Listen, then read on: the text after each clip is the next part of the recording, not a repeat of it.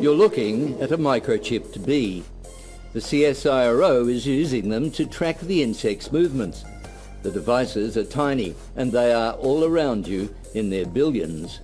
Chances are you're carrying a couple of RFID microchips now, and if you are, they're sending out a 15-digit number that identifies you.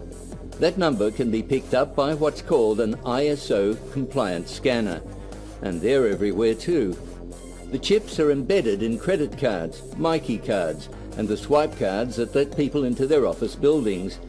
They're used to track manufactured goods in factories and stores, identify livestock and lost pets.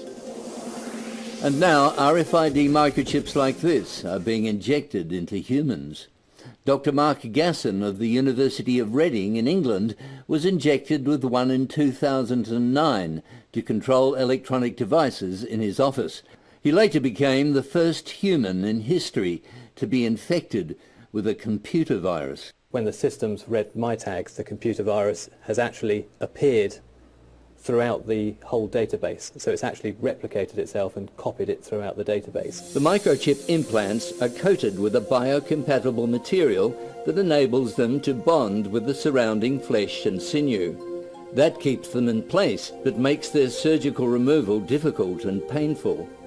Companies in America have marketed human microchips for security or medical purposes, but most microchipped humans are amateurs who have injected themselves, or who have convinced their family doctor to do it for them. They call themselves biohackers, and they use the chips to open doors or unlock their cars, phones and computers with a simple wave of their hand.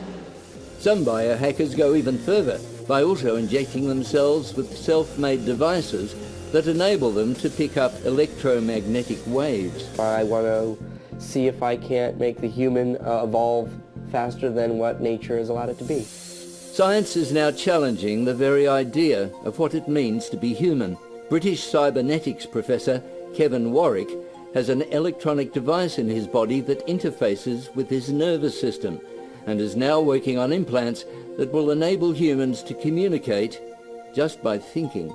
It will be brain to brain. That's the next step. That's what I'm working on now. Thought communication. Having an electronic implant might seem too painful or weird to even contemplate, but scientists like Warwick and Gasson say that view will change dramatically.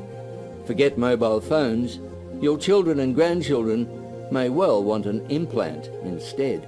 It's not possible to interact in society in a meaningful way by not having a mobile phone.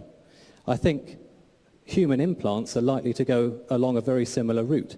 It would be such a disadvantage to not have the implant that it essentially becomes not optional.